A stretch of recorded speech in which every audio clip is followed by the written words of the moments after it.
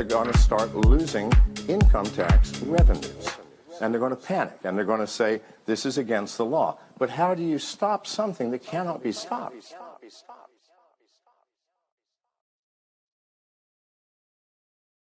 Bitcoin rise has anything to do with belief in the blockchain.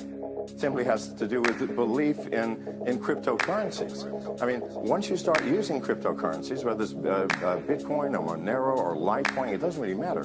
You see the facility, you see the... Поехали. Мы в эфире. Тарам-парам-пам-пам. Всех приветствую. Меня зовут Владислав Утушкин. Не Утюшкин, не Утушкин, а именно Утушкин. Если говорить с улыбочкой, получается правильно. И я сегодня рад приветствовать моего коллегу, партнера и, не побоюсь этого слова, друга уже. И вы, как вы помните, наш дорогой комьюнити, мы недавно объявили о партнерстве с Sidus Heroes. И сегодня хотел бы я обо всем об этом, вам обо всей этой движухе поподробнее рассказать. Вот. Мы много о чем сегодня поговорим, позадаем, как всегда, вопросы, иногда тупые. Так что Рома, я думаю, это привыкнет к нам через какое-то время. Вот. Мы парни простые, поэтому будем разговаривать по-простому. Поподробно вам расскажем о коллаборации нашей. Вот опять же, век коллаборации сегодня на дворе. Никто не верит в конкурентов, в конкуренцию. Вот ее больше нет. Это штука, которая сломалась, и она больше не работает. Вот сейчас век коллаборации. Поэтому у нас вот такая вот коллаборация случается. Sidus Heroes и MarsDAO. И что могу сказать? И я приветствую сегодня, рад приветствовать Романа Поволоцкого, сооснователя и гейм-продюсера, мега крутого человека в гейм-индустрии, SEO игрового издательства Sidus Gates. Роман, приветствую тебя.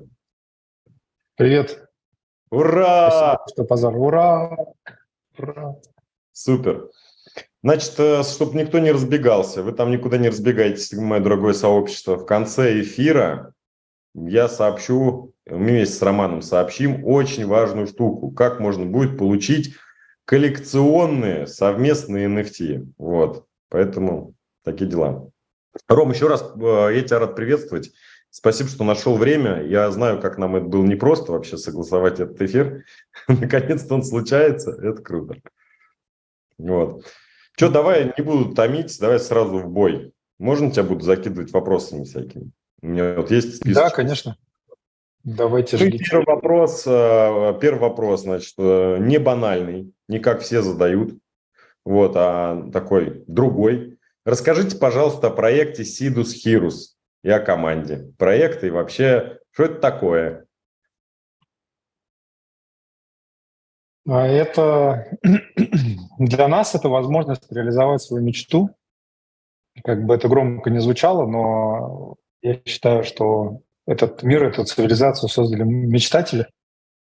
Вот. И наша мечта заключается в том, что есть много разных игр. Вот. Есть интересные, есть не очень интересные. И есть такая идея создать большое количество, несколько десятков разных игр очень высокого качества. Очень высокого — это значит образцов с точки зрения интереса, игровой механики, качества графики и вообще в целом. Вот. И объединить их единым токеном, единой системой ценностей и единым лором. Лор — это описание Вселенной. Ну, то есть вот хороший пример лора — это «Аватар», это Marvel, это «Звездные войны». То есть по хорошему лору можно писать книги, выпускать фильмы, делать игры, настольные, там, мобильные, неважно. И игры друг от друга отличаются вот этой глубиной. Ну, то есть если там какая-то сюжетная составляющая, если там какая-то сила мысли.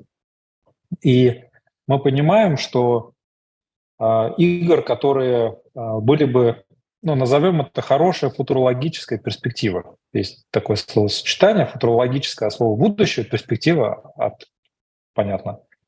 И вот игр, которые действительно совмещали бы в себе такие вот интересные научно-фантастические проекты, при этом не скучные, не нудные, а действительно увлекательные, они отсутствуют.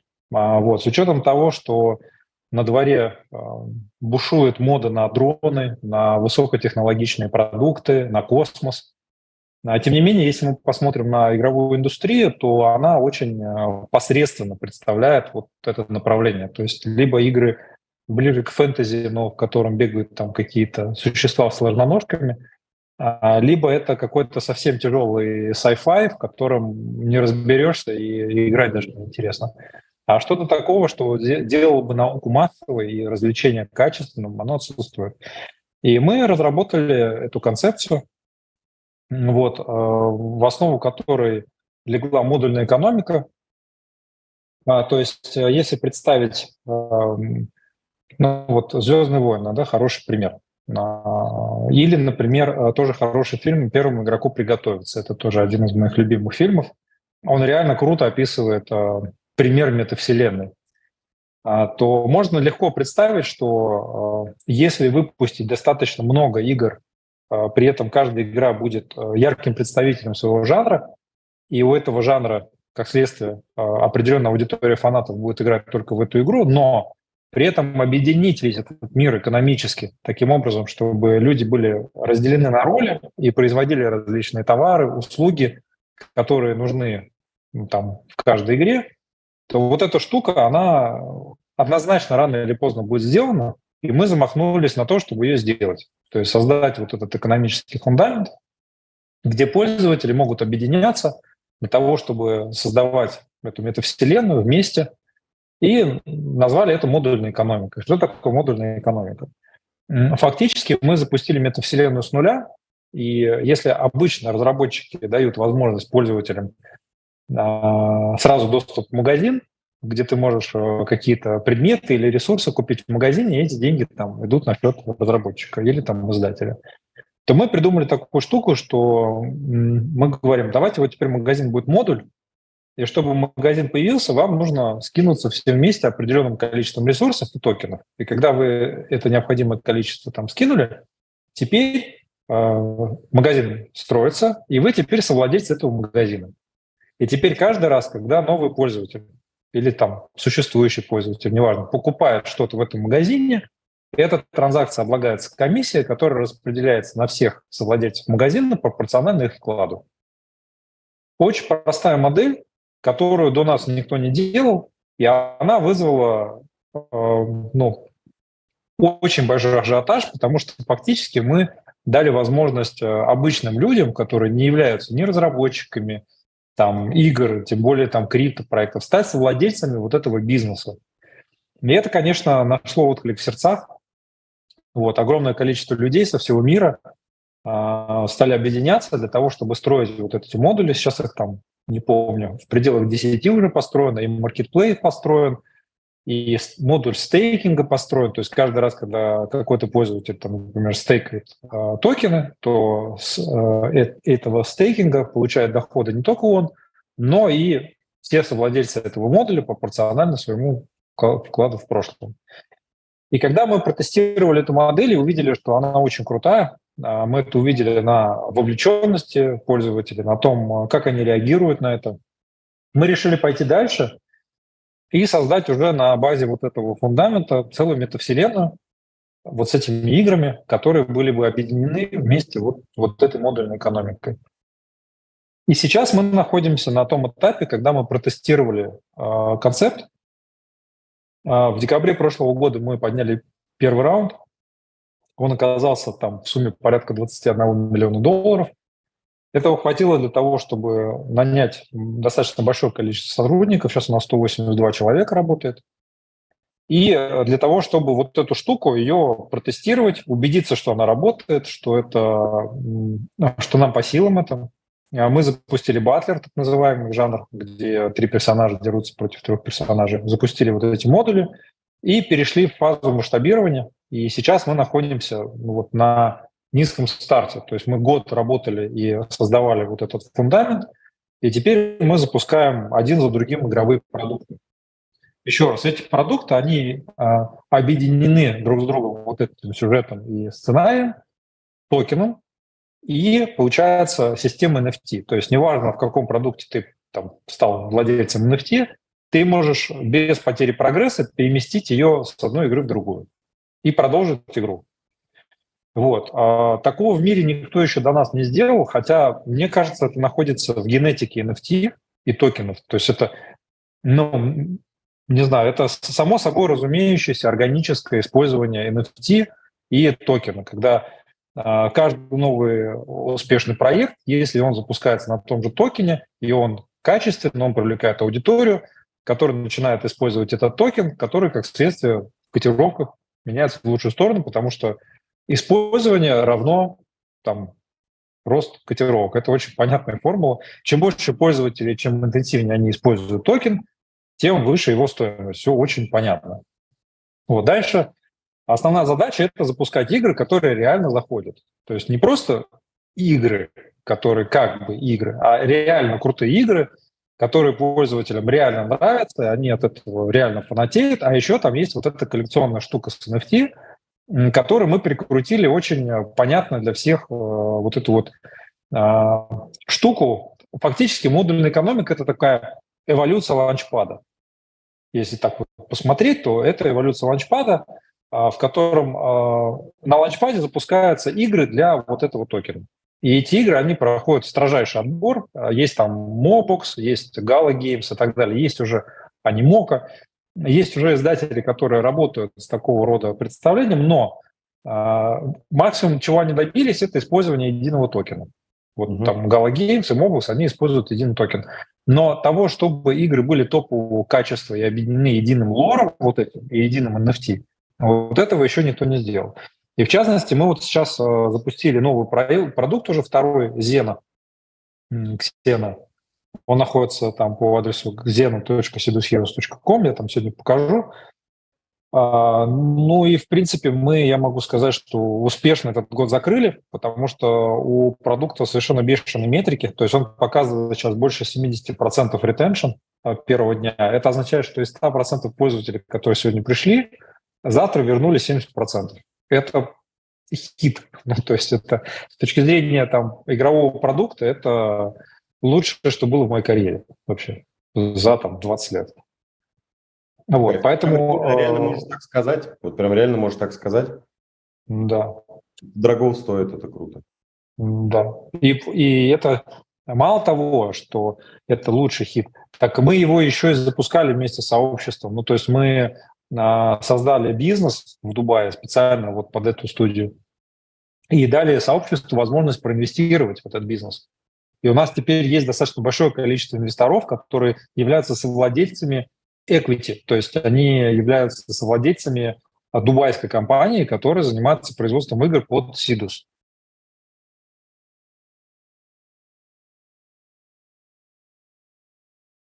Это тоже такой специфический кейс, который тоже никто особо и не делал. То есть максимум, что люди покупали, это там токены, и потом еще нужно было дождаться. А здесь доля в студии, которая реально запустила проект, этот проект показывает там 70% ретеншн.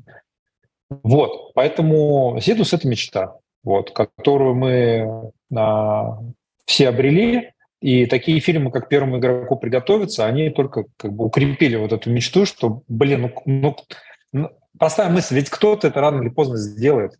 Ведь кто-то же сделает по-любому. Почему бы не мы? Ну вот если все есть, если есть команда, если есть крутой концепт, если есть уже протестированная вот эта экономика, почему бы это мы и не будем той командой, которая это затащит? И пока вот все получается. Я не хочу там спугнуть удачу, но просто мы очень сильно пашем, сутками работаем, и это, конечно, дает свои плоды, потому что мы любим то, что мы делаем. Мы сами геймеры. То есть мы решаем задачу, которая нам понятна. Мы не делаем этот проект для какого-то дяди, для там инвесторов. Мы делаем этот проект как геймеры для геймеров. То есть мы реально хотим делать крутые игры международного уровня, которые объединены вот этой системой ценностей, когда ты наиграл какой-то опыт и можешь его передать по наследству. Вот эта фраза, она вроде странная, но если представишь, что рано или поздно это таки случится, то окажется, что пользователи наигрывают вот этот прогресс, который потом могут либо декомпозировать и продать по запчастям, чего сейчас они не могут сделать. Потому что ты не можешь продать там учетную запись Apple или учетную запись от своего почтового ящика. А Web3 позволяет это сделать. И ты можешь поиграть там 5 лет, найти какой-то редкий артефакт, как в этом фильме «Первому игроку приготовиться», где он там шар этот нашел 99 уровня, да, но он же, так как он уникальный, он же его может продать с аукциона за любые деньги, правильно?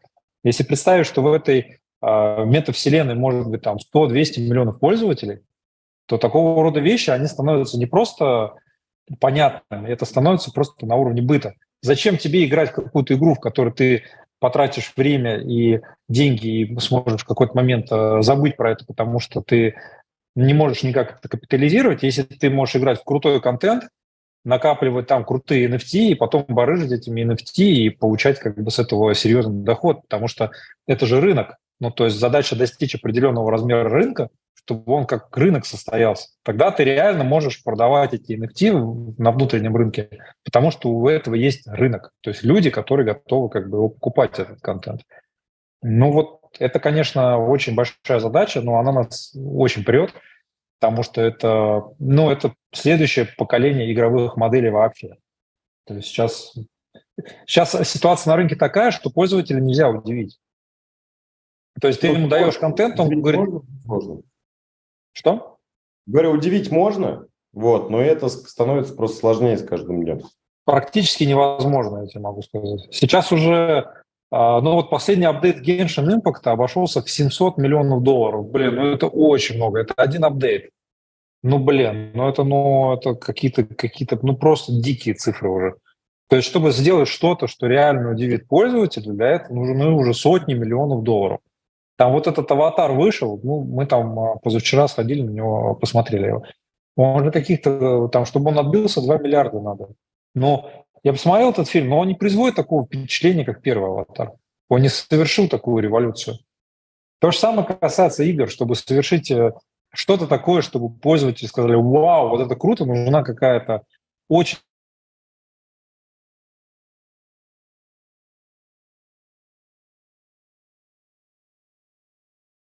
Барахлит у меня, или мне кажется? Да, у тебя просто интернет лагает чуть-чуть, ну ничего страшного. Вот. Супер. Да. Супер. Вот ты там про лор заговорил. Люди немножко не врубаются, наверное, что это такое. Это, в общем, история вся. Я видел вашу книгу, лорбук так называемый, и я видел, сколько у нее...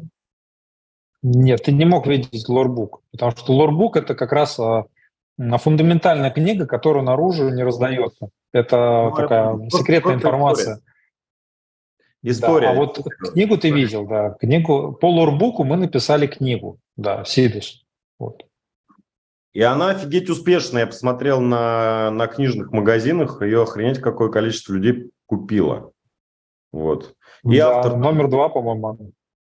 Автор крутой, вы нашли крутого автора. То есть у него прям... У меня есть какая-то книжка от него, тоже сумасшедшая абсолютно. И когда я увидел, что он написал вам книгу, я подумал, ну круто вообще. Ну и реально продажи там сумасшедшие по этой книге, я смотрю. Да, Данияр Сугралинов, да, он очень известный автор. Это парень из Казахстана, который переехал сейчас в Штатах, он живет, очень талантливый. И да, мы пишем лор, сейчас 7 сценаристов работает над лорбуком. И мы вот по лорбуку выпустили, получается, первую книгу. И она сейчас переводится на английский язык. Ну, и это такая, как я уже сказал, футурологическая перспектива про то, когда блокчейн станет нашим бытом. То есть про это книги-то не пишут. Типа, а как это? То есть мы же фантастику читали, ну, не знаю, как вы, я в детстве там зачитывался. Там ведь про блокчейн не было ничего написано. Почему бы нам не написать? Что будет, когда блокчейн станет бытом через там 200 лет? Это же понятная тема. Почему на эту тему никто ничего не пишет? Мы решили пописать. Это же часть нашего лора.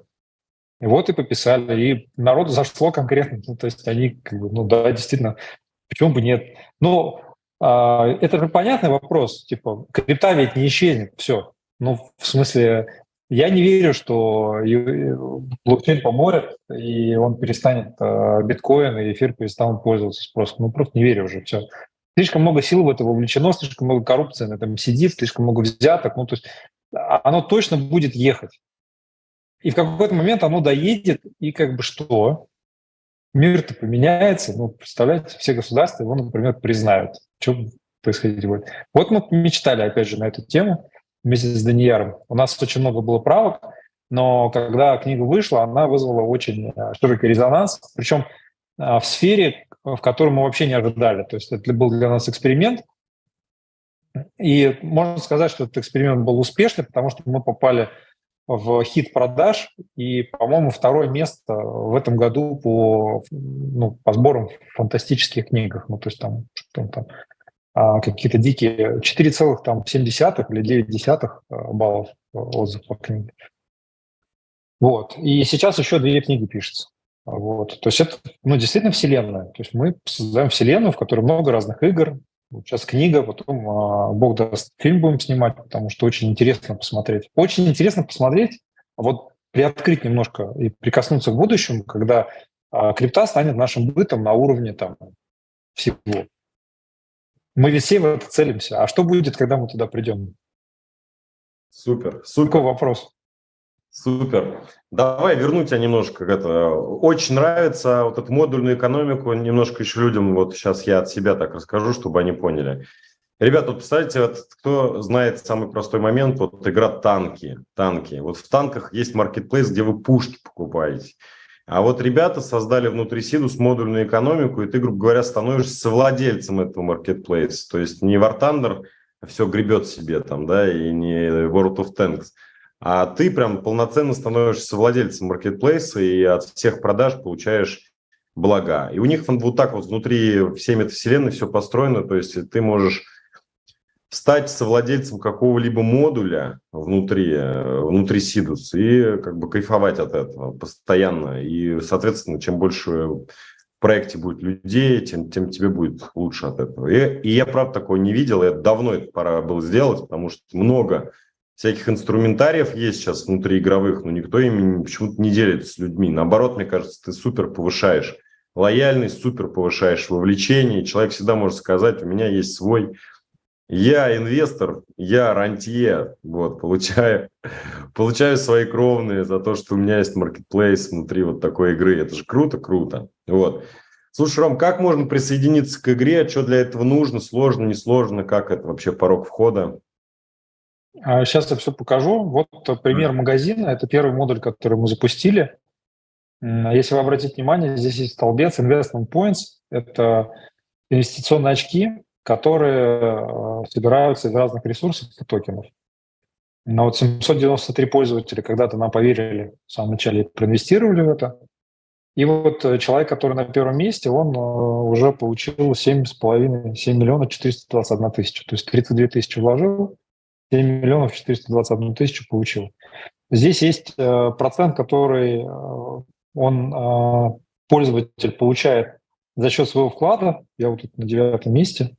И есть процент, который пользователи получают за то, что они первое место, второе, третье, видите? То есть здесь с левой стороны это поощрительный процент. Чем выше игрок находится по количеству инвестиций, тем больше мы его вознаграждаем за это. Вот. С точки зрения входа все очень просто. Мы запускаем специальную программу вместе с MarsDAO. И мы сможем... Там будет специальная коллекция, которая продается за токены MarsDAO, и у этой коллекции уникальная награда. Я, честно говоря, сейчас не помню, в какую цену они публикуются. Мы эту информацию публикуем, там какие-то понятные деньги, по-моему, $150, по-моему, за 3 героев, что-то такое. Я могу ошибаться сейчас, просто прошу прощения, очень много информации, поэтому я все, к сожалению, не могу следить, но это не важно. То есть здесь ключевым моментом является награда в ресурсах. То есть вот эта коллекция, она эксклюзивна, и ее эксклюзив заключается в том, что именно с этой коллекции при победе во всех мирах будет выпадать эксклюзивный ресурс, который нужен пользователям для инвестиций в эти модули. То есть можно будет как продавать его на маркетплейсе, этот ресурс, так и самостоятельно инвестировать. Но приведу к примеру. То есть вот здесь вот, например, Сидус Гейтс это не очень репрезентативно, потому что здесь есть высокий порог для старта инвестиций. Всего 234 человека смогли пробить этот порог. Здесь есть модули, в которых там гораздо больше человек. Банк, например, 1682 полнера. Вот. И эти ресурсы, они, получается, добываются в игре, и дальше вы ежедневно можете их инвестировать в модули. При этом есть защита от китов. То есть вы не можете инвестировать больше определенного значения. Я вот сейчас вот Сенатов инвестирую, видите, только 372 в день я могу. Соответственно, обратите внимание, сейчас вот у меня процент изменится. Сейчас 1,413527. Вот 1,4151. Соответственно, у меня поменялось вложение. Так вот, здесь будет специальный ресурс, который попадает только с коллекции, которую мы запускаем в Marsdale. То есть это на самом деле очень такая крутая штука. Причем она крутая тем, что чем больше игровых продуктов мы запускаем, чем больше пользователей мы привлекаем, тем больше спрос на этот ресурс, потому что коллекция у нас ограничена по количеству таких героев. Соответственно, эмиссия этого ресурса будет ограничена пользователями, у которых есть на балансе вот эти герои. То есть, условно, если половина этих пользователей перестанет играть и останется там половина только коллекции, то ценность ресурса вырастет больше, чем в 2 раза.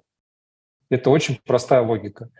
А с учетом того, что количество пользователей ежедневно увеличивается, то, соответственно, и понимаете, кривая роста на спрос, она будет увеличиваться нелинейно. Поэтому даже если кто-то приобретет коллекцию и потом забудет про этот проект, то остальные все равно от этого будут в плюсе. Такая вот волшебная модель, да, при которой в любом случае все в плюсе. Мы об этом специально позаботились. И это и есть ценность того, что мы несем. То есть у нас одно из главных правил – это те активы, которые пользователи приобретают, а это инвестиционный актив. Мы на него именно так смотрим, что это бизнес-актив, у которого есть ценность, он должен подтверждаться спросом. Конечно, он должен расти. Вот. А с точки зрения входа, сейчас мы выложим эту коллекцию, вот. И, соответственно, те пользователи, кто будут заинтересованы, они зайдут, смогут поиграть. Вот. Еще раз очень важный момент, то, что эти NFT, они будут применяться во всех играх, которые выпускает Сидус Гейтс. Неважно, это там шутер мы сейчас делаем, сейчас вот стратегию запустили, крутую. Это в будущем можно будет применять везде без потери прогресса. Или продать. Это как раз ваша фишка, то, что NFT перемещается из одной игры в другую. То есть у тебя нет такая вот... У меня, знаешь, была вечная такая история, там, прокачиваешь персонажа. Я в свое время очень много положил времени на линейку, на Lineage 2. Вот, я просто слил там один курс института, который я просто просидел ночами и днями. И мои первые, кстати, какие-то деньги такие вот прям существенные, там тоже заработаны были. И потом мне говорят, типа, World of Warcraft. Я просто прихожу и понимаю, что мне опять все сначала. Дуп, орех, мочал, начинаем все сначала. Я просто взял и бросил это дело. И реально вот пора... NFT, кстати, дает такую возможность, потому что это все реально, все принадлежит тебе. Потом тут технология NFT, где из нескольких NFT собирается одно NFT. Вот это вот все круто. И я думаю, что когда-нибудь все-таки придет мир к тому, чтобы переносить все свои игровые ассеты из одной игры в другую. И так должно быть. Вот, кстати, да. То есть я могу продать персонажа, он сам как NFT, а могу вытащить из него эти штучки, и они тоже NFT. И это кайф вообще. Да, это наш Player 2, он висит на эфире. То есть это полностью рабочая модель Layer 2, которая сейчас уже работает. Это вот NFT, обернутая вместе с другими NFT. Сейчас вот я ее сниму. Сейчас еще раз пользователям расскажем, чтобы вообще серьезность они оценили. Просто такая важная информация, скользь не надо говорить. Ребята раскатали свой собственный блокчейн для того, чтобы вот все работало быстро, удобно. У них собственный блокчейн, на котором вся эта штука крутится. Вот.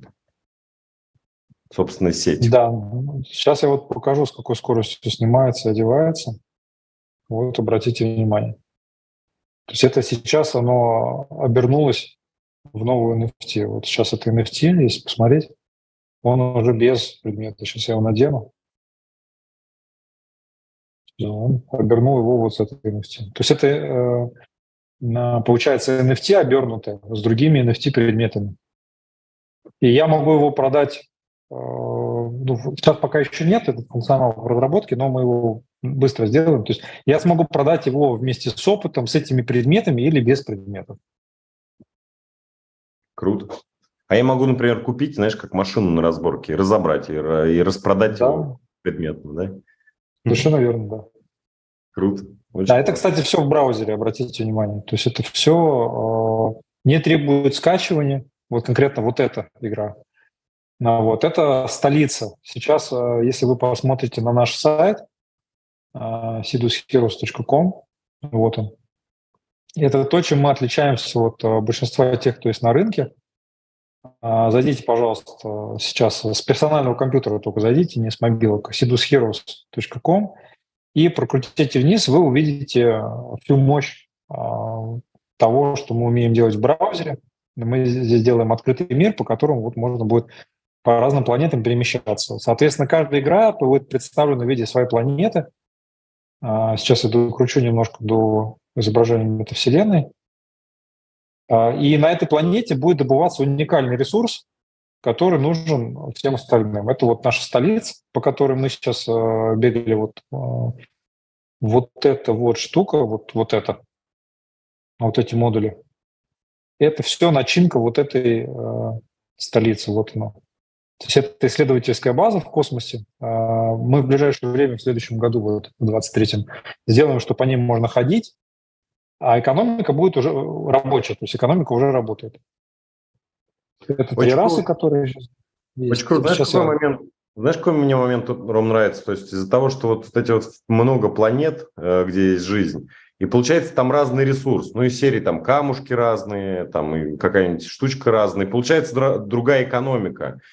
А вот обычная ошибка вот всех больших игровых проектов, то, что они спаривают экономики, и потом они просто не способны друг с другом интегрироваться. А когда у тебя есть, вот, например, на каждой планете своя экономика, но при этом все равно все подчиняется, объединено с одним токеном, но при этом вот за счет разных ресурсов, круто, круто. Имеет право жить, короче, эта история.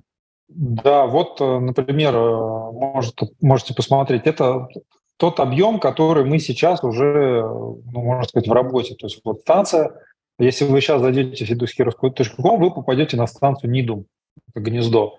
Вот она, эта исследовательская станция, на которой модули сейчас уже запущены. Если вы зайдете на страницу zena.sidusheroes.com, zena.sidusheroes.com, вот здесь есть версия для Android, версия для персонального компьютера и для Mac. Ну, лучше скачать для Android, конечно, то вы попадете, получается, вот на эту планету Зена,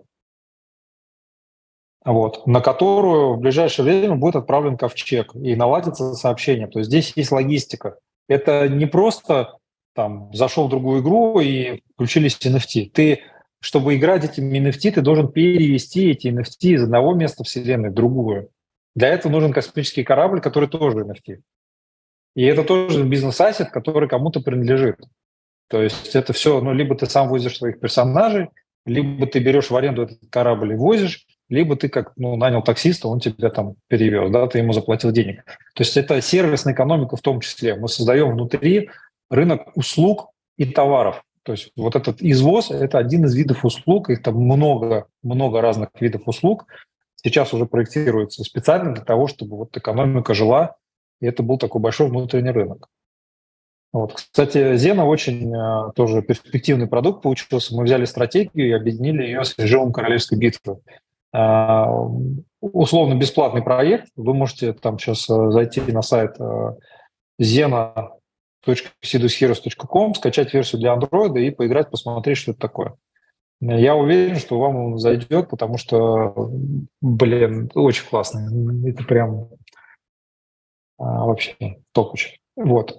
Соответственно, пользователь делится на 2 крупных типа. То есть первый тип – это игроки. Это аудитория, которая вообще не в курсе за крипту, и эта аудитория хочет просто крутых игр с новыми игровыми механиками. Вот Зена – это типичный такой пример. А вторая аудитория – это инвесторы, это люди, которые вместе с нами готовы строить этот проект. И вот эти NFT, они имеют еще уникальное свойство, они дают доступ к инвестированию в модули. Это очень высокая ценность у самой NFT.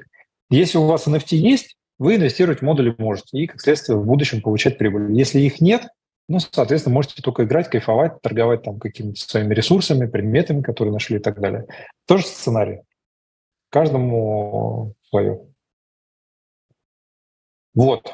Я думаю, что можно переходить к вопросам, потому что... Сейчас, подожди, Ром, я тебе комплиментов наговорю. То, что вы сделали, захватывает, на самом деле. Когда вот так со стороны смотришь, и когда говорят, пацаны, Сидус Хирус, а что это такое? Это игра, это метавселенная. А когда вот это все смотришь, как реализовано, вот этот сам подход, я могу менять игры, но и мои все NFT со мной вместе переезжают по всем играм, мне не надо начинать сначала. У меня нет ощущения, что меня, опять хотят раскрутить, там, типа, какая-то новая игра, давай. Но при этом везде есть свои экономики за счет этих ресурсов, это очень круто. Классно то, что есть возможность модульной экономики, то, что когда я проникаюсь проектом, я хочу, естественно, какую-то, другую роль приобрести в нем, например, стать инвестором, совладельцем маркетплейса, там, банка, еще чего-то. Это очень круто тоже сделано. И вообще тот путь, который вы прошагали за столь короткое время, это потрясает, потому что времени действительно мало прошло, откровенно мало. То есть за такое время люди не делают и не запускают игры. У вас запущено. Спасибо, кстати, за приглашение. Я был же у вас на презентации на Ксена. Мне очень все понравилось, очень камерно, душевно, атмосферно. В общем, вы большие молодцы. А то, что вы пошли нам навстречу и под наше сообщество, даете нам такую возможность уникальных ассетов, которых больше не будет ни у кого, и которые будут обладать специальными свойствами, которые позволят нашему сообществу там заработать на этом, потому что цель находить, цель любого, визионера своего проекта находить для своего сообщества возможности заработка, чтобы там, все кайфанули от этого. У вас, я знаю, точно такой же подход, поэтому мы объединились, тоже подход в экологии, и тоже подход то, чтобы ваши пользователи еще не просто играли во что-то, еще и материальный свой дух поднимали, да.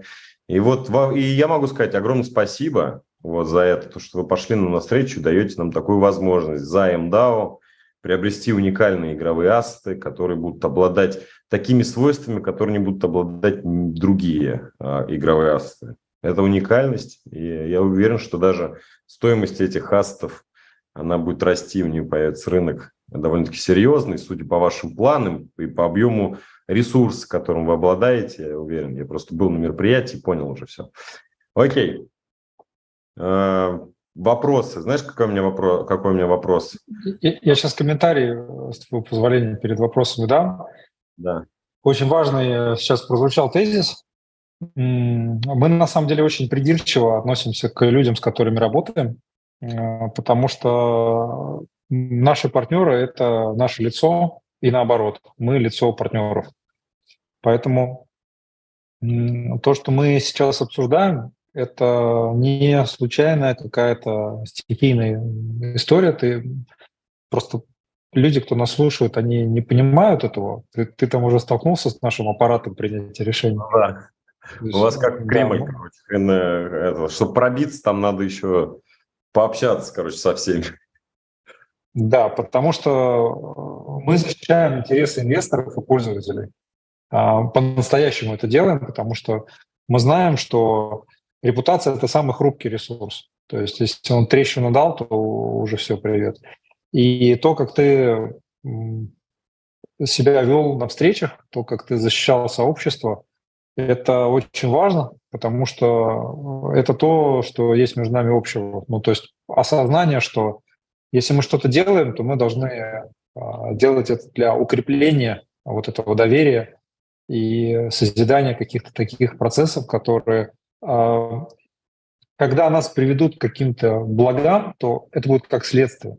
То есть вот мы сначала должны сделать что-то очень полезное, хорошее, классное, а как следствие, да, там еще будут деньги. То есть вот эта штука, ну, понятно, что деньги. Но деньги – это понятно. Это не должно быть причиной отношений. Вот, поэтому эти отношения, они не случайны. Это в результате того, что ты декларируешь и ведешь себя соответствующим образом. Поэтому у нас таких отношений нет сейчас. То есть вот то, что мы сейчас делаем, это эксклюзивное партнерство. То есть это не какой-то конвейер, где мы там условно там каждого встречного поперечного сажаем там в эту программу и там запускаем эксклюзивный ресурс. Нет, это уникальное решение, и мы пошли на это просто потому, что ты такой. И, ну, как бы оно такое, специфическое. Вот, поэтому пользуйтесь, да, и те, кто сейчас нас слышит, это действительно большая привилегия. То есть только потому, что мы хотим, чтобы в нашем проекте были пользователи, которые вдохновляет и рулит вот такой человек, который так себя как бы позиционирует, и, соответственно, ли люди, которые за тобой придут, они такие же. Ну, это очень связанный процесс. Поэтому мы на этот шаг пошли, чтобы обозначить то, что мы действительно поддерживаем такие сообщества. Что это не просто слова, там, приходите, будем вместе играть, вот без этого. Что, да, действительно должна быть некая ценность, подтвержденная системой, что люди, которые держатся друг друга и стремятся вместе как сообщество что-то достойное добиться, то их надо поощрять за это. Вот это наш goodwill по отношению к сообществу вашему. Супер, супер. Блин, благодарю, Рома, вообще за доверие. Слушай, знаешь, что мы не проговорили? Вот Sidus Gates, просто это первая ласточка такая, так называемая. Я знаю, что они будут еще.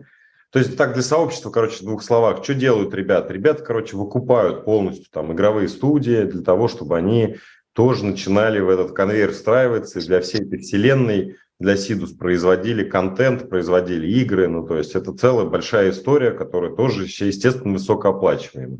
И ребята эти студии просто запускают и дают возможность стать собственниками этой студии не какими-то токенами, шмокинами, а именно equity, то есть это полноценно, там, ты становишься полноценным владельцем компании. Я знаю, что вы успешно собрали раунд под Sidus Gates, вот, и сейчас запустили эту студию здесь, в Дубае.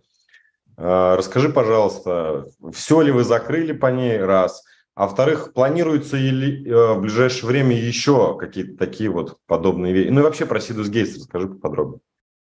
Да, здесь немножко напутано получилось. Я сейчас развяжу вот эту штуку. Значит, Sidus Gates – это GameFi издательство. То есть это Sidus по латыни «звезда».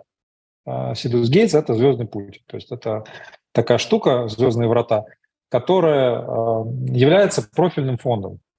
Потому что любое издательство – это профильный фонд. Вот задача профильного фонда – находить профильные для себя бизнесы и давать им все необходимое для роста, и, как следствие, с этого нормально зарабатывать.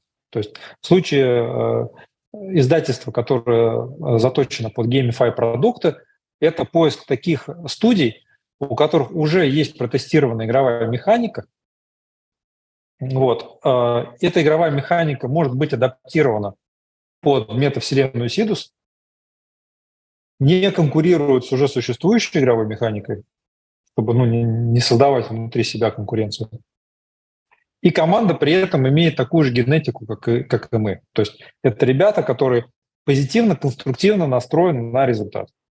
То есть не хотят хайпануть, я это называю хайпажорством. То есть есть люди, которые там слышим крипта, знаем, что есть какое-то количество там инвесторов, ждем бычий цикл, собираем денег, потом говорим, что что не получилось. Но вот эта штука нам не интересна. То есть я просто пришел из геймдева в криптомир.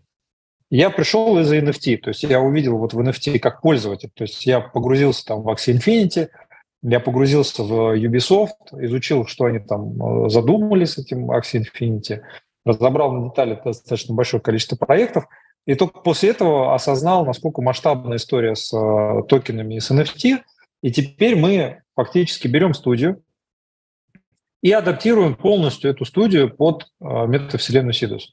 Таким образом, мы собираемся решить самую важную задачу. То есть здесь надо понимать, что для того, чтобы делать большую метавселенную с большим количеством игровых продуктов, нужно сделать несколько вещей. Первое – это ресурсное обеспечение. То есть должен быть нормальный финансовый менеджмент, маркетинговый менеджмент и организационный. То есть люди, которые занимаются этими вещами, они должны быть профессионалами, должны любить и понимать то, что они делают. То есть это не случайно какие-то люди, которые там экспериментируют, а там профессионалы, которые реально понимают, как делать игры. Вот мы сейчас берем только профессионалов, которые реально понимают, что делать в играх, и верят в крипту. То есть это далеко не все там PM, программисты, художники, которые там в геймдеве, они осознают, насколько тектоничные изменения вот производят крипта и NFT. То есть они, очень многие относятся к этому как, ну, там, к каким-то странным болезням. Типа какая-то штука, мы ее не понимаем, поэтому ну ее нафиг. Вот. А люди, которые реально понимают и способны визионерствовать, как игровые дизайнеры, это же очень серьезная штука. То есть это эксперимент, ты должен быть готов к этому эксперименту, делать его, там, созидать на базе этого блокчейна и так далее. Таких не так много. Поэтому управлять этой конструкцией должны только профессионалы, которые идеологические профессионалы. То есть люди, которые в любом случае будут этим заниматься. Вопрос с кем? Например, как я. То есть я по-любому буду этим заниматься. Вопрос, какая конфигурация команды будет и так далее. Но я по-любому буду связывать свою жизнь уже с этим. Второй момент заключается в том, что есть студия, которая по разным причинам еще не является частью криптомира. У нее там нет ресурсов для того, чтобы это сделать, нет людей, которые это понимают, что, в принципе, одно и то же. И по разным причинам, но хочется. То есть классный продукт, он, например, там на PC или там на мобилке уже есть, он классный, его можно перенести, но вот после вот этого намерения все заканчивается, потому что для того, чтобы запустить классный продукт в крипте, это офигеть. Ну, то есть не как бы запустить, а реально запустить с нормальной токеномикой, с нормальной утилизацией токена, NFT, вот эта вся штука, это реально очень серьезная задача для очень большого количества десятков человек. И этот ресурс, он тоже не случайный. То есть я видел много GameFi-компаний, которые, обладая ресурсом в много десятков и даже сотен человек, делали откровенную ересь. Ну, то есть там абсолютно плоский дизайн, в котором $100 засунул, $300 вынул, если там есть еще несколько человек, которые эти $300 засунули. Если этих человек нет, все разваливается к чертовой матери. Это, конечно, не GameFi, это пирамидос. Вот. Поэтому если мы... Но это 97% продуктов, они про это на самом деле. Вот. Поэтому здесь основная задача найти студии, у которых реально есть уже выпущенный продукт, которые хотят выпустить этот продукт в какой-то конфигурации в крипте и хотят это сделать круто, действительно сделать. Не таким образом собрать денег, а реально сделать такой крутой продукт. И мы просто нашли несколько таких студий уже, и у нас достаточно большое количество студий в очереди, там уже больше 10 студий, которые ждут, когда мы там освободимся. И вот первая студия – это как раз Zenon. Это вот студия, которую мы полностью перенесли из Российской Федерации в Таиланд. Сейчас разработчики в Таиланде, компания зарегистрирована в Дубае. И вот эта студия, она называется Cyber Games. Не Sidus Gates, а вот Cyber Games – это студия. На 70% эта студия принадлежит издательству Sidus Gates. На 15% эта студия принадлежит основателям этой студии. И еще на 15% сторонним инвесторам, которых мы впустили, чтобы показать кейс. Вот как бы логика. И вот такая конфигурация, она максимально нас приближает к заветной цели – это выпуск 20 игровых продуктов. Чтобы это сделать, издательство должно стать якорным инвестором, найти нормальную студию, зайти туда и впустить какое-то количество инвесторов для того, чтобы бюджет был необходимый собран для запуска. И это абсолютно нормальная как бы история, она традиционная для фильмов, она традиционная для какой-нибудь Warner Brothers, там еще какая-то студия, издательства, точнее, они вот так работают. И игровые издательства тоже так работают. Единственное, что они раньше, игровые издательства, не работали с крипто и NFT. Потому что это была какая-то непонятная штука. Но первым вылез Ubisoft. Вот Ubisoft – это была первая компания, это был первый прецедент в мире, французы-красавчики. Они зашли в Axie Infinity. Но надо понимать, что Axie Infinity так-то скам. Потому что у него плоский дизайн. Пирамидальный. То есть там как бы Там, они могли много чего сделать, но они этого не сделали. По какой причине, мне неизвестно. Но на самом деле там можно было в космос уехать с этим продуктом и с его аудиторией, со всеми делами, но там был каскад каких-то совершенно непонятных с точки зрения логики решений. Я прям наблюдал, как сыпется этот проект.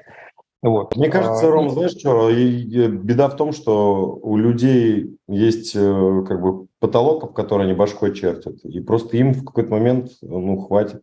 Они все заработали. И все. Непонятно. Ну, то есть я на самом деле ему очень благодарен, потому что поляна сейчас абсолютно чистая, выжженная вокруг нас. И мы сейчас запускаем продукт, а вокруг никого. Это просто подарок Вселенной. С чего наш диалог начался? Помнишь, ты говоришь, Сидус – это мечта. Вот, ты идешь за мечтой. И это самый правильный путь, я считаю. В жизни всегда надо идти только за мечтой. Вообще слепо веря. И тогда ресурс будет приходить. Но есть много людей, которые идут за ресурсом. И они делают продукты, которые идут за ресурсом. И когда люди приходят за ресурсом, они все, они пришли. А когда ты идешь за мечтой, твой путь бесконечный. Вот, и он всегда про улучшение и себя, и людей вокруг тебя. А когда ты идешь за ресурсом, он другой. Просто на рынке нету, я считаю, проектов на данный момент, кроме, наверное, Sidus Heroes, но я просто другие не знаю, которые идут за мечтой. Я вижу там прям вот конкретно движуха в сторону ресурса забрать. А нужно идти в сторону отдать. Вот. Sidus Heroes, мне нравится история, то, что у вас очень много чего сделано внутри про отдать. Вот. Это действительно кайфово и достойно. Вот. Спасибо. Ну, мы действительно стараемся. Ну, то есть эта штука, она про... ты играл в линейку, я тоже в линейку играл. Я первый грандмастер Варлок на сервере в World of Warcraft. Круто. Да. Вот. Слушай, Рома, расскажи свой бэкграунд вообще, очень людям интересно. Вот они сейчас посмотрели и уже влюбились в тебя, и теперь у них вопрос, там еще и дети же есть у этих людей. Типа, что мне надо сделать, чтобы вот стать романом, чтобы такую вот большую штуку поднимать, верить, находить ресурс на нее? Кто такой Роман вообще? Что он делал? Я начал свою профессиональную карьеру в 2004 году. До этого я работал, мы просто как бы на съемной квартире делали игру, потом от нас ушел программист, сказал, ну нафиг, я пошел делать нормальные игры. Я сказал, блин, ну это не прикольно. У нас был единственный программист, теперь у нас нет программиста. Что теперь будем делать? Вот. И прошел собеседование в World of Warcraft. Вот. Оказалось, что он пошел в компанию, и в этой компании все бегали в Варик, и я тоже бегал в Варик. И я зашел в чат, и там глава этого клана, вот, там был мужик, который, собственно, являлся основателем игровой студии IT-территории. На тот момент очень громкая студия, которая выпустила territory.ru. Это была браузерная игра.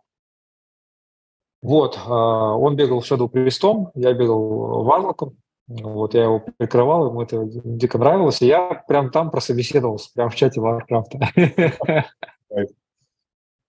Вот. Я устроился мама говорила, играть плохо, не станешь никем. Вот. Я пришел на работу и начал делать игры. Вот. И с тех пор я делаю игры. Вот. Значит, я сделал много разных штук, и браузерные, и социальные, мобильные, сейчас вот крипто. Топовый мой проект «Небеса» и «Легенда наследия драконов». На «Легенде наследия драконов» я был ведущим геймдизайнером, и я запускал там экономику и интерфейсы. Вот. Он до сих пор, dwar.ru, существует, он до сих пор приносит денег. Техномагия запустил, тоже до сих пор существует, тоже до сих пор приносит денег. И «Небеса». «Небеса» я запустил в 2010 году, и в пике этот проект... В нем было 750 тысяч пользователей в день. То есть это такое небольшое европейское государство. Вот. И это MMORPG. То есть я с самого начала был специалистом по многопользовательским ролевым играм. Мне это очень нравилось, потому что я всегда играл в MMORPG.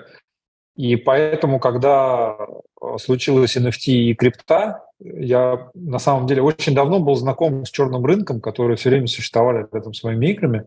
по той причине, что люди приходили, уходили, а как бы жалко было аккаунт, и они его продавали на черном рынке. Поэтому это всегда находилось где-то рядом со мной. Пики там до 30% оборота от продукта черный рынок генерировал.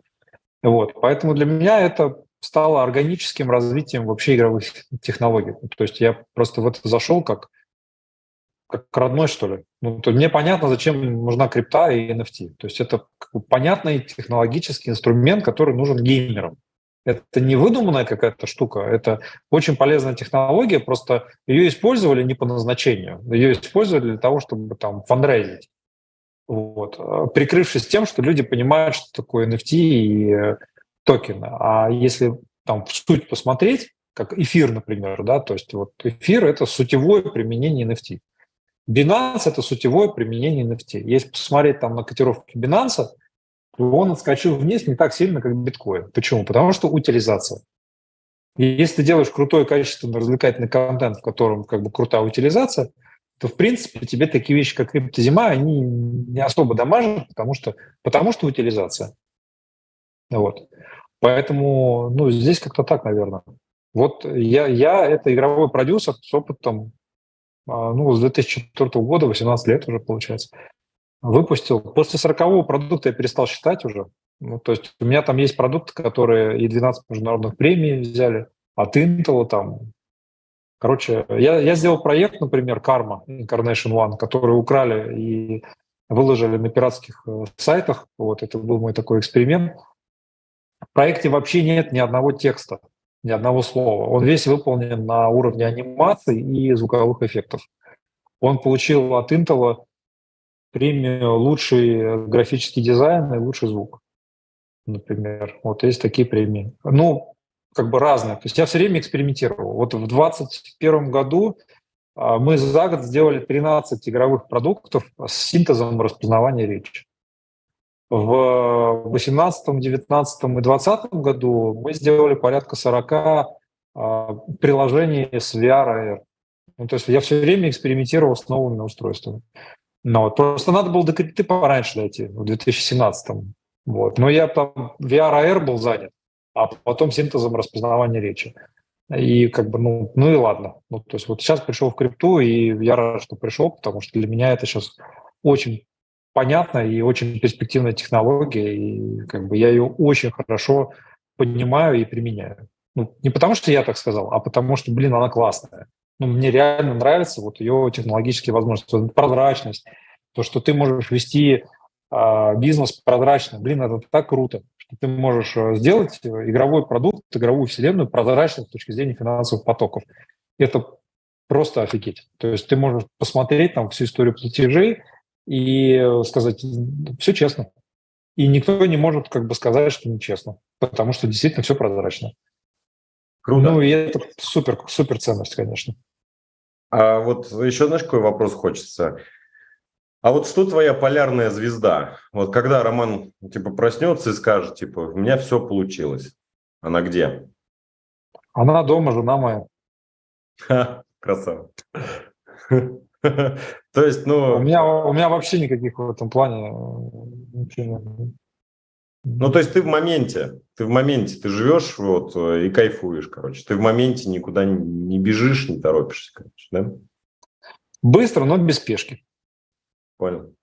То есть Клево. нужно максимально быстро реализовать свой потенциал и преимущество. Потому что сейчас у нас есть преимущество. То есть пока остальные хлопали ушами, клювами и ластами, мы реально сделали прорыв. Я это просто понимаю. Ну, то есть каждый, кто зайдет на сайт sidusheroes.com и начнет скроллить, он увидит технологический прорыв в браузере. Каждый, кто зайдет в игру и начнет пользоваться игрой модульной экономики, он поймет, что мы сделали там прорыв с точки зрения утилизации токенов и игрового времени. Каждый, кто скачает там Зену и начнет играть, он поймет, что мы сделали технологический прорыв в мире стратегий. Ну, то есть мы все время целимся в прорывные решения, которые являются преимуществом. То есть если у тебя есть какое-то решение, которое обеспечивает прорыв, ты автоматически имеешь шансы на там, многократный успех. Потому что если ты пытаешься копировать и повторять что-то на рынке, то ты уже отстал. Ты должен все время целиться в какие-то вещи, которые разобрал, собрал, все равно непонятно, как получается. Вот люди сейчас Я уверен, что те, кто сейчас зайдут на сайт и проскроллят и поймут, они не поймут, как это. Это веб-сайт. Я уверен, что люди не поймут, как это сделано. То есть это даже я не понимаю. То есть я смотрю на эти алгоритмы оптимизации 3D в браузере, и это магия. Ну, то есть то, что ребята сделали, это какая-то магия. Вот. Поэтому у нас просто высокая плотность таких новаторских решений, потому что нам это нравится. Ну, то есть вся команда собралась такая, которой нравится делать прорывы. Мы очень много людей уволили. У нас очень большая текучка была. Потому что если человек там играет в пассажира, мы увольняем. У нас 100 человек ежеквартально получают токены вместе с зарплатой.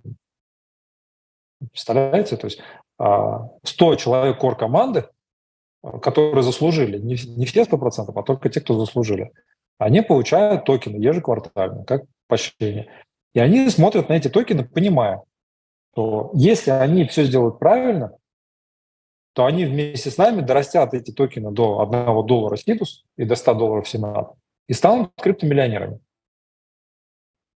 Это понятная штука. Ну, в смысле, мы даже сотрудникам саппорта выплачиваем токены. Бухгалтеру, юристу. Я про программистов молчу. То есть у нас сотрудник саппорта, он знает, что то, как он ответит в саппорте, влияет на котировки. Это делает рядовой сотрудник. Вы знаете игровую компанию, которая выплачивает акции сотрудникам саппорта? Нет, не знаю. Мы это делаем. И будем делать еще много-много лет. У нас еще 4 года вестинг.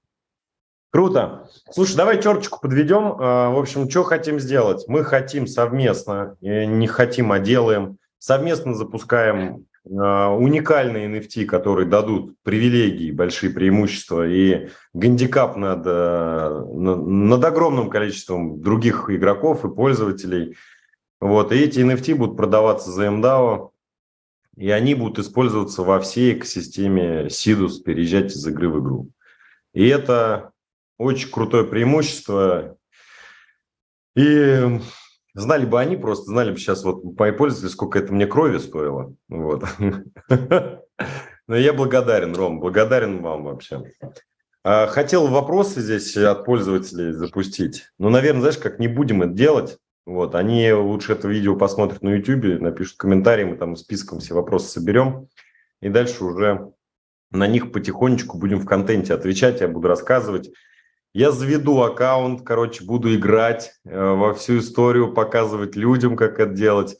А всем, кто нас смотрит, я говорю, это офигеть какая экономика, это для вас возможности заработать внутри игры, это, как говорится, заработать играючи. И это самый старт. Вот сейчас происходит, вы видите глобальную большую штуку, и вы ее ловите на самом старте. Вот это как в 2011 году купить биткоин по $130. Вот примерно такая же вещь. Поэтому не упускайте возможности. Все доступно абсолютно, все будет продаваться за MDAO. И плюс это утилизация MDAO. И плюс часть MDAO перейдет вот это команде Сидуса, и они тоже станут холдерами MDAO, и им тоже будет интересно дальше совместно с нами развиваться. Вот, и это настоящее партнерство, я уверен, что у нас получится. Поэтому к сообществу у меня призыв такой: максимально поддержать это партнерство, потому что это для нас тоже кейс большой, очень серьезный, большой интеграции. Ну а команде Сидус я просто говорю огромное спасибо. Я безумно рад с вами общаться. Мне нравишься ты, Ром, мне нравится Дан очень. Я просто знаю, что вы за люди. И там полностью все по ценностям совпадает с точки зрения экологии и отношений к другим. Это круто. Вот. Вам, удачи.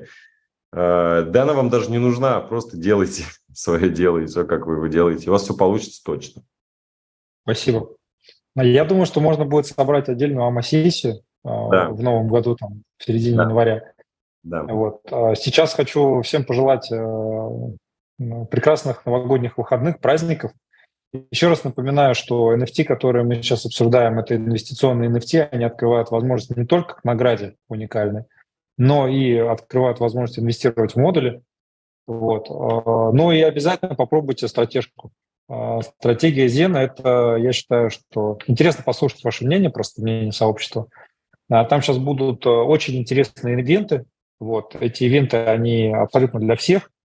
Вот. И я уверен, что многие из вас могут там попробовать свои силы и получить уникальный подарок в виде NFT.